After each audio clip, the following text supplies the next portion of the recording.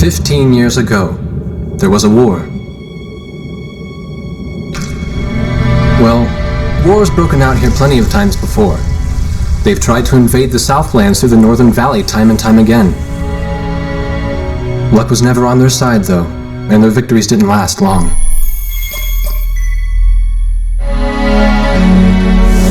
They didn't realize that times had changed. Facing one defeat after another, losing territory and watching their nation dwindle, they built up their industrial strength to unprecedented heights and used it to wage one final battle against the world. That was 15 years ago.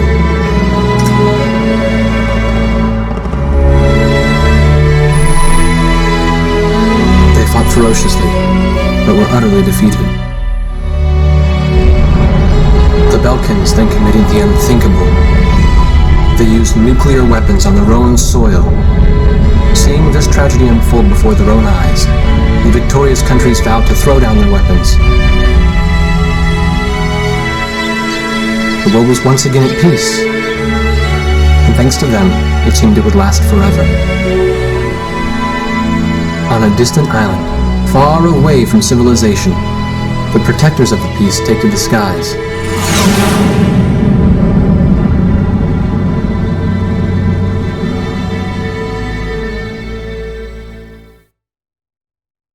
Red alert! I was in the sky, trying to get the training team in my viewfinder from the rear seat of the lead plane. My pilot in the front seat was howling at the earth below.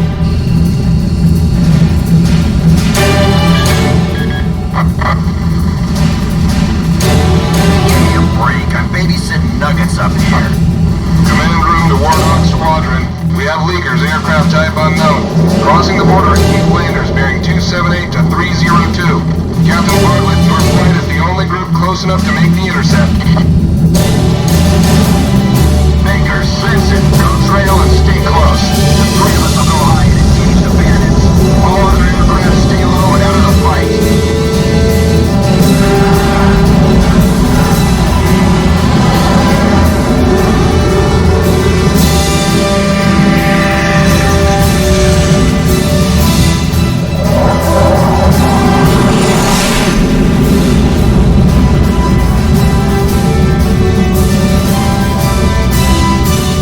The world turned upside down, and my stomach turned inside out.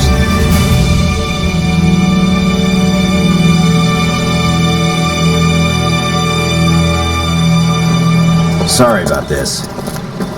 The captain's apology to me seemed misplaced. One instructor had survived the fight, but crashed on landing. The other one was killed in action high up in the clouds. It wasn't his fault that the unidentified aircraft fired on us without warning. Nor was it his fault that the low-altitude area where he sent his trainees was directly in front of the enemy. 8 people died because the command room had misplaced some zeros. That pilot in the number 7 was amazing. Did you see her fight back? I couldn't bear to watch. Nagase, you keep flying like that and you'll die real soon. I won't die, sir. The only surviving trainee's voice was almost a whisper. Are you sure? You look like you couldn't hurt a fly.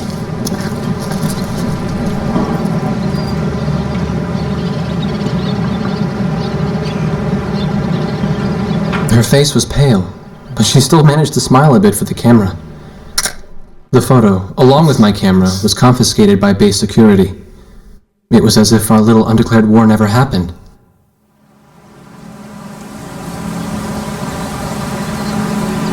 I came to cover this remote island because I heard that a very unique squadron leader was stationed here. I didn't realize he was this unique, though. This bad-mouthed, good-natured old firebrand could take the greenest of rookies and forge him into a fearsome fighter pilot. Of course, that possibility vanished with the day's encounter. The only crew he had left now were Second Lieutenant Nagase and the few pilots that happened to be on the ground that day.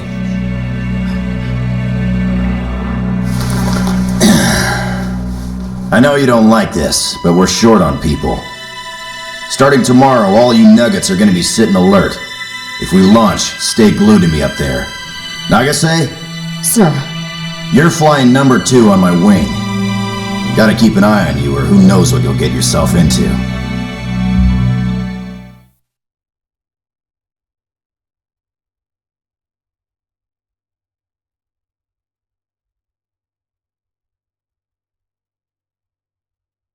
At ease, people! But don't get too comfortable. It's a grave situation for all of us right now. Let's get this briefing started. Another aircraft of unknown origin has entered Ocean Federation airspace. We have confirmed the target type as a strategic recon plane flying at very high altitude. Despite our repeated warnings, it continued to penetrate our ADIS and was fired upon by Ocean Coastal Defense Force SAMs. We believe one of our SAMs damaged the unknown plane, but did not destroy it. Radar shows that the aircraft is currently losing altitude and is attempting to egress feet wet towards the ocean. Intercept this target and force it to land for identification. Do not fire upon this aircraft until further orders are transmitted.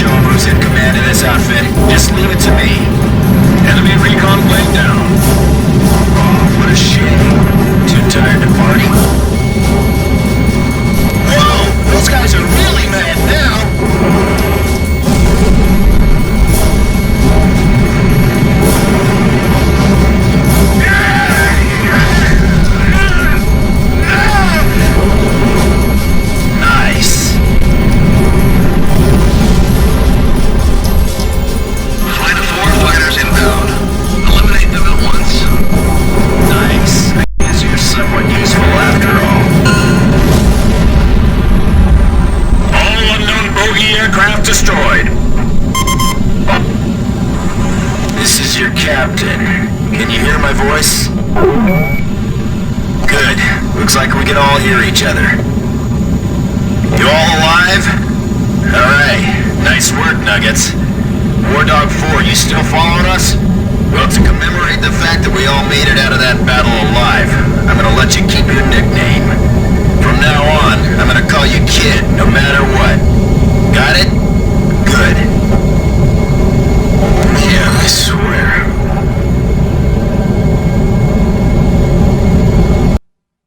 Emergency transmission from Central.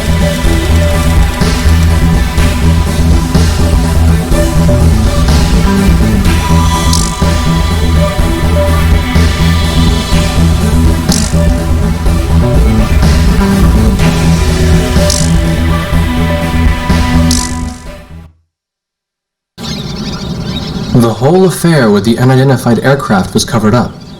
There was even a rumor going around that it was actually a UFO. Officially, the world was still at peace. Having witnessed the battle myself, I wasn't allowed to leave the island. Why do they even bother reprimanding me anymore? I know I'm gonna be stuck at Captain forever.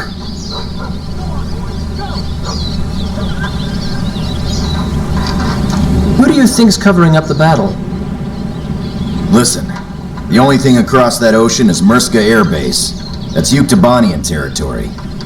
But haven't we been allies with the Ukes since the war 15 years ago? Yeah. That's why we got people working their asses off trying to confirm what the hell's going on over there. I bet they've got hotlines ringing off the hook somewhere upstairs. The government doesn't want to get the public riled up with all this, you know? But it doesn't matter. Soldiers like us are too stupid to think for ourselves, so we just gotta keep our mouths shut when they tell us to. I feel kind of bad for you, actually. It's alright. I get to be with you guys. Captain's probably hating this more than anybody. He used to have a lady friend over in Yuktobania. That's just an old war wound now.